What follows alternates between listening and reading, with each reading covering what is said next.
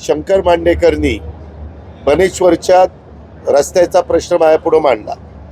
मी इथला पालकमंत्री, आपल्याकडे DPDCचा आता नवीन वर्ष सुरू झालेलं आहे. रस्ता किती आहे? 600 मीटरचा, म्हणजे असा कुठं फार मोठा पण नाही. 600 मीटरचा रस्ता मला काल शंकर मांडेकरनी सांगितल्यानंतर मी शंकरला सांगितलं, तू मागणी, त्याचा तो मतदारसंघ आहे, कारण तो विधानसभेचा आमदार आहे. मागच्या आमदारांनी तो लक्ष द्यायला पाहिजे होतं, त्यांनी दिलं नाही.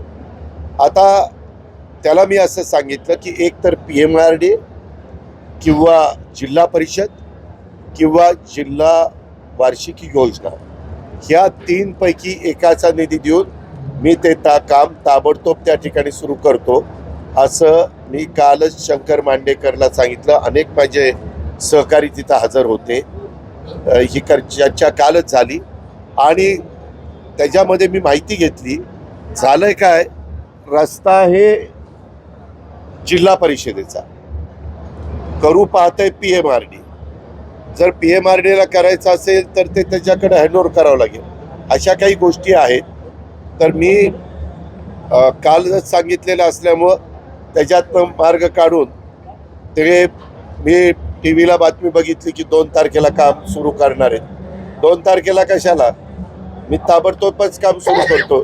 त्याच्या संदर्भात माझ्या सूचना ऑलरेडी गेलेल्या आहेत आणि शंकर मांडेकर तिथल्या आमदारांनी आग्रही मागणी केलेली आहे. आमच्या राष्ट्रवादीच्या कार्यकर्त्यांची पण आग्रही मागणी. त्याच्यामुळे मी तो रस्ता करणार. खासदार उपोषण करून त्याच्यामध्ये स्टंट करताना पाहिलं जातं. No comments. त्याच्या संदर्भात मी पण आज 35 वर्ष काम करतो, तुम्ही पण मला बघितलेलं आहे. 600 मीटरच्या रस्त्याकरता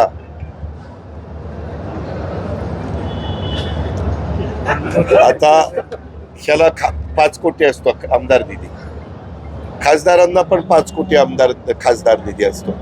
म्हणजे जर करायचं म्हटलं तर कशात नाही करता येऊ शकतो.